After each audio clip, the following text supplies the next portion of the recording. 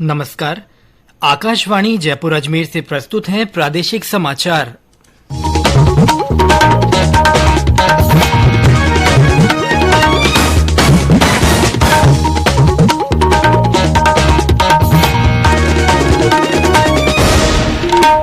मुख्य समाचार।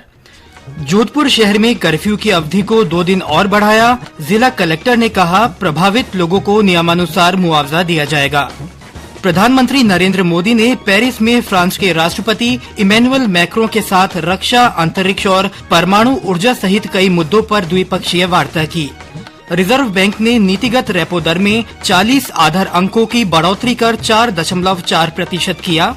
और पश्चिमी विक्षोभ के असर से प्रदेश में भीषण गर्मी और लू से लोगों को राहत, तापमान में गिरावट। समाचारों के साथ मैं सिद्धार्थ जैन और अब समाचार विस्तार से।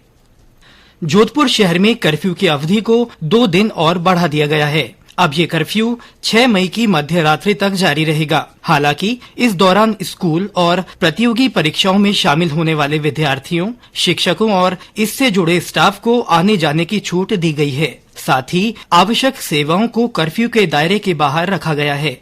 पुलिस महानिदेशक ML लाठर ने बताया कि जोधपुर में स्थिति नियंत्रण में है और पुलिस शांति व्यवस्था के लिए हर संभव प्रयास कर रही है। उन्होंने बताया कि इस मामले में अब तक कुल 141 लोगों को गिरफ्तार किया गया है। साथ ही पुलिस की ओर से 4 जबकि अन्य लोगों की तरफ से 8 FIR दर्ज की गई है। जिला कलेक्टर हिमांशु गुप्ता ने बताया कि जिन लोगों की संपत्ति और वाहनों को नुकसान हुआ है, उसका आकलन करवाया गया है। प्रभावित लोगों को नियमानुसार मुआवजा दिया जाएगा।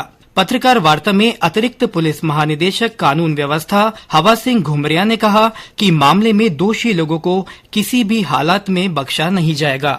जाति नहीं की जाएगी और जो दोषी है उसको किसी को बख्शा नहीं जाएगा। और अगर कोई निर्दोष आदमी कहीं डिटेन हो गया है तो उसको हम लोग फ्री करेंगे। तो वो एविडेंस देख के अगर उसके खिलाफ कोई पर्याप्त सबूत नहीं है तो उस पर हम उसके अकॉर्डिंग कार्रवाई करेंगे। कर्फ्यू अभी 2 दिन आगे बढ़ा दिया गया। इंटरनेट अभी बंद रहेगी। पब्लिक जो है कल दोपहर के बाद से बिल्कुल शांति बनाए रही। मैं आप लोगों के माध्यम से ये अपील करूंगा, शांति बनाए रखें ताकि शहर का जो अमन चैन है वो वापस स्थापित हो सके। जितने बदमाश लोग हैं, जिन्होंने बदमाशी की, उनके खिलाफ सख्त कार्रवाई हम लोग कर रहे हैं। काफी लोग जेल जा चुके हैं, काफी जो बचे हुए उनको और अभी गिरफ्तार करेंगे। तो आप लोगों से सहयोग की उम्मीद है कि किसी के अफवाह पे ध्यान नहीं दें और सहयोग करें।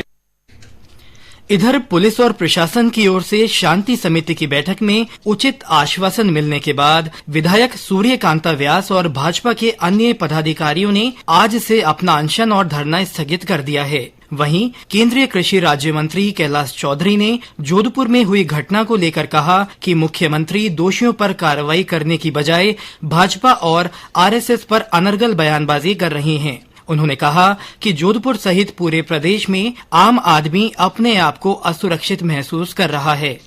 प्रधानमंत्री नरेंद्र मोदी ने कल पेरिस में फ्रांस के राष्ट्रपति इमैनुअल मैक्रों के साथ शिष्टमंडल स्तर की वार्ता की। दोनों नेताओं ने रक्षा, अंतरिक्ष, समुद्री अर्थव्यवस्था, परमाणु ऊर्जा और अन्य द्विपक्षीय मुद्दों पर चर्चा की। श्री मोदी ने फ्रांस के राष्ट्रपति इमैनुअल मैक्रों को भारत आने का निमंत्रण दिया। बातचीत के बाद संयुक्त वक्तव्य जारी किया गया। इसके बाद श्री मोदी ने अपने ट्वीट संदेश में कहा कि फ्रांस की संक्षिप्त यात्रा बहुत ही सकारात्मक रही। इस दौरान राष्ट्रपति इमैनुअल मैक्रों से विभिन्न विषयों पर चर्चा की गई। इससे पहले प्रधानमंत्री मोदी ने दूसरे भारत नॉर्डिक शिखर सम्मेलन में भाग लिया। श्री मोदी ने कहा कि ये सम्मेलन नॉर्डिक देशों के साथ संबंधों को बढ़ावा देने के तरीकों पर चर्चा करने के लिए एक बड़ा मंच है। उन्होंने कहा कि नॉर्डिक नेताओं के साथ द्विपक्षीय बैठकें सफल रही। उन्होंने कहा कि वे नॉर्डिक देशों के साथ विभिन्न क्षेत्रों में काम करने के लिए आशान्वित हैं।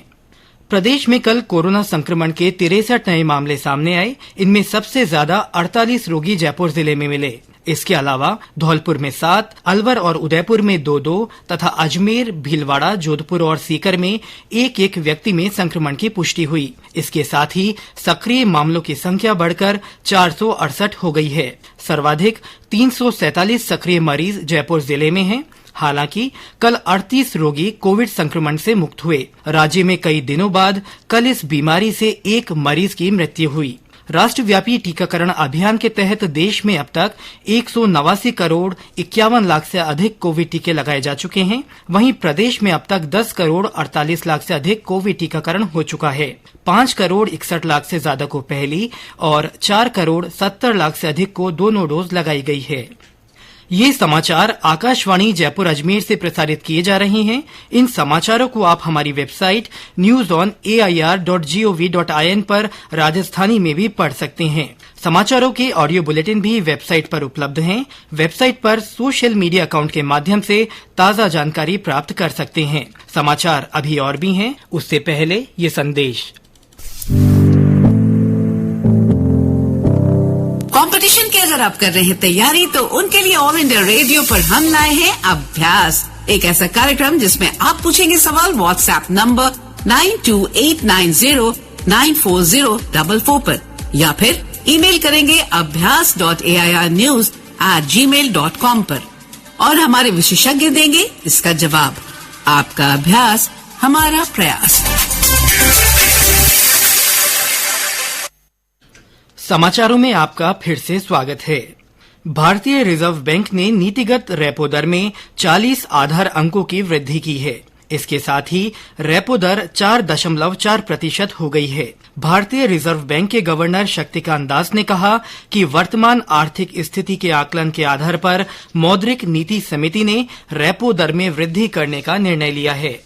रेपो रेट ब्याज की वह दर है जिस पर रिजर्व बैंक वाणिज्यिक बैंकों को ऋण देता है। समिति ने कहा कि इन फैसलों से मुद्रास्फीति को अपेक्षित स्तर तक बनाए रखने में मदद मिलेगी। श्री शक्तिकांत दास ने कहा कि घरेलू आर्थिक गतिविधियों से मजबूत संकेत मिले हैं, लेकिन अर्थव्यवस्था को गहन भू राजनीतिक दबावों के रूप में वैश्विक दुष्प्रभावों का सामना करना पड़ रहा है। उन्होंने कहा कि वस्तुओं के मूल्यों में वृद्धि और कोविड लॉकडाउन या प्रतिबंध का भी प्रमुख अर्थव्यवस्थाओं पर बुरा असर पड़ा है। उन्होंने कहा कि अर्थव्यवस्था को विदेश में मांग धीमी होने और विकसित देशों में मौद्रिक नीति के फिर से सामान्य होने के कारण तंग वैश्विक वित्तीय स्थितियों जैसे प्रतिकूल प्रभावों का भी सामना करना पड़ रहा है। श्री दास ने कहा कि ये सभी ऐसे जोखिम हैं जिनका अनुमान अप्रैल में मौद्रिक नीति समिति की बैठक में लगाया गया था।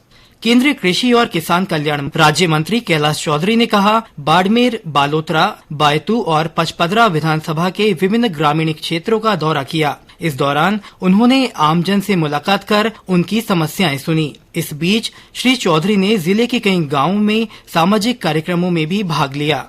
राज्य सरकार ने प्रदेश में 3 नई तहसील और 1 उप तहसील खोलने के प्रस्ताव को मंजूरी दे दी है। इसमें जोधपुर जिले में नई तहसील झंवर कार्यालय और पटवार मंडलों भू अभिलेख निरीक्षक वृत्तों के सृजन करने की मंजूरी दी गई है। इससे स्थानीय जनता को घर के नजदीक ही तहसील से संबंधित कार्यों की सुविधाएं उपलब्ध हो सकेंगी। करौली जिले में करनपुर वाली गुमानो माता का 3 दिवसीय मेला आज से भर रहा है। मेले में श्रद्धालुओं की भीड़ को देखते हुए प्रशासन ने सुरक्षा व्यवस्था के पुख्ता इंतजाम किए हैं। इस दौरान सीसीटीवी कैमरों से नजर रखी जाएगी। मेले को लेकर श्रद्धालुओं में खासा उत्साह देखा जा रहा है। और अब मौसम। पश्चिमी विक्षोभ के असर से प्रदेश में भीषण गर्मी और लू से लोगों को राहत मिली है। साथ ही तापमान में गिरावट आई है। हालांकि पिछले 24 घंटों में सर्वाधिक तापमान 43.7 डिग्री सेल्सियस धौलपुर में दर्ज किया गया। मौसम विभाग ने आज अलवर और भरतपुर जिलों के कुछ क्षेत्रों में मेघ गर्जन के साथ तेज हवाएं चलने और कहीं-कहीं हल्की बारिश होने की संभावना जताई है। उत्तर पश्चिम रेलवे की ओर से आज जयपुर में वर्चुअल पेंशन अदालत का आयोजन किया जाएगा। इस दौरान सेवानिवृत्त या सेवा के दौरान मृतक रेल कर्मचारियों और उनके परिजनों की पेंशन से जुड़ी शिकायतों का निराकरण किया जाएगा। और अंत में मुख्य समाचार एक बार फिर। जोधपुर शहर में कर्फ्यू की अवधि को 2 दिन और बढ़ा दिया गया है। जिला कलेक्टर ने कहा है कि प्रभावित लोगों को नियमानुसार मुआवजा दिया जाएगा। प्रधानमंत्री नरेंद्र मोदी ने पेरिस में फ्रांस के राष्ट्रपति इमैनुअल मैक्रो के साथ रक्षा, अंतरिक्ष और परमाणु ऊर्जा सहित कई मुद्दों पर द्विपक्षीय वार्ता की। रिजर्व बैंक ने नीतिगत रेपो दर में 40 आधार अंकों की बढ़ोतरी कर 4.4% किया है। और पश्चिमी विक्षोभ के असर से प्रदेश में भीषण गर्मी और लू से लोगों को राहत मिली है। तापमान में गिरावट आई है। इसी के साथ प्रादेशिक समाचार बुलेटिन समाप्त हुआ। नमस्कार।